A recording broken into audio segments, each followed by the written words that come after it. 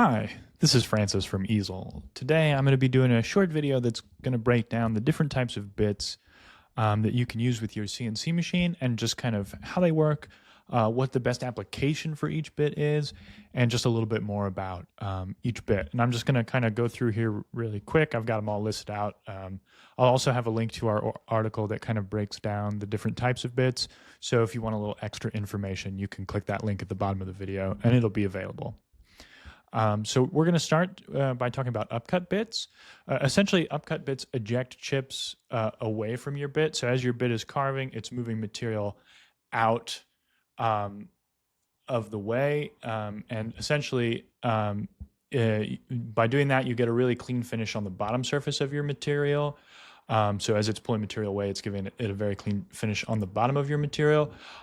It does, however, tend to produce rougher edges on the top surface of your material. So like if you're carving out letters, the bottom surface of the material is going to be really clean, but the edge of the letter that gets carved out is going to be a little less clean and may require additional finishing. Typically, upcut bits are recommended for plastics, aluminum, and any other kind of material that has any kind of heat buildup concerns. Typically, I only recommend upcut bits for any kind of plastic carving, and that's just because since you're running at a high feed rate and you're trying to kind of do that in a way that the material is not going to heat up and melt, upcut bits are going to be the best for that. They aren't recommended for anything like plywood. Again, that kind of rough surface, top surface finish is not ideal, especially for plywood. The next bit we're going to talk about is downcut bits. And essentially they push chips back down into the material and they leave, they're basically very similar to the opposite of like an upcut bit. They push material down into the stock. They give you a clean surface on the edge of your material, but a rougher finish on the bottom of your material. Because of that, you know, they're kind of exactly the opposite of using an upcut bit. Another thing that's really great about a downcut bit is that because it provides pressure down as it carves, it's really great for carving thinner pieces of material. They're really great for creating pockets or inlays, but it doesn't, and typically I would recommend using it for any cut that doesn't go all the way through your material. But they're really great for pockets and inlays and those kinds of things. I would not recommend using them for any kind of plastic or aluminum, but things like laminates, they're really great for, and thinner pieces of material. Next, we're going to talk about straight cut bits, essentially, or straight cut or straight flute bits.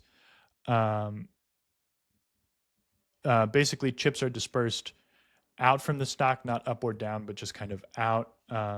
It doesn't pull up on your material or push down on your material, so that makes it really good for just kind of any kind of type of carve that you're looking for.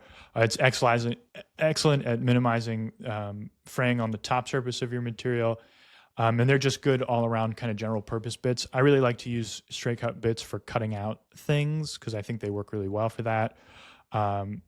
Any bit, they're good for bamboo, plywoods, any material where splintering or fraying is an issue. So any type of wood they should be pretty good for.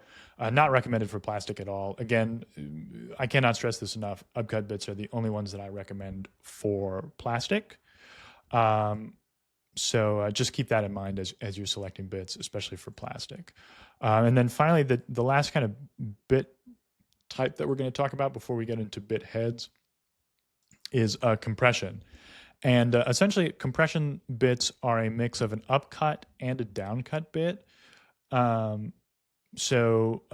Upcut flutes on the bottom of each flute. This pulls away chips from the stock material as the bit generates new tool paths. Downcut flutes on the top of each act as a finishing path, so you get a smooth finish on the bottom and a smooth finish on the top. These are really great bits for laminated materials and through cuts, because it leaves a really good finish on both the top and the bottom.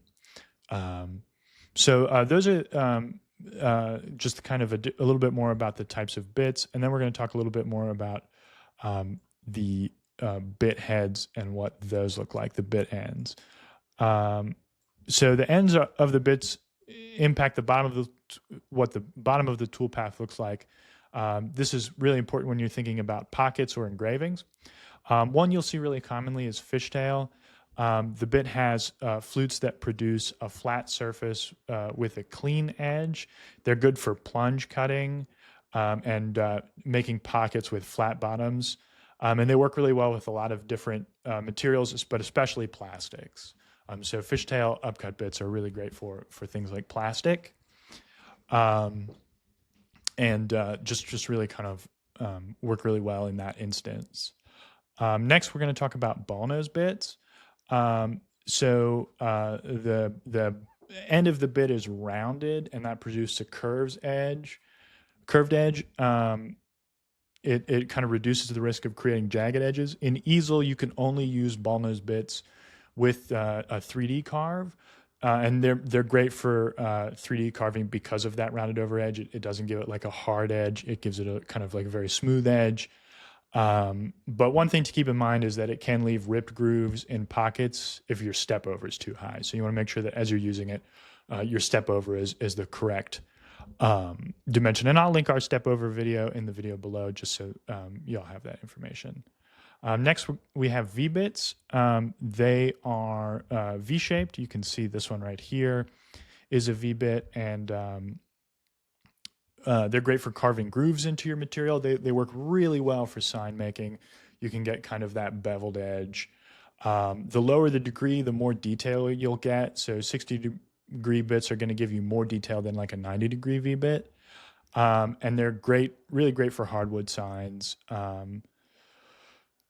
You can use them with plywood, but the chances of splintering are really common. So that's something to keep in mind as you're selecting your bits is that they work really well with hardwood and those kinds of things. And then finally, we've got engraving bits. And engraving bits are essentially just V bits with a really, really low degree.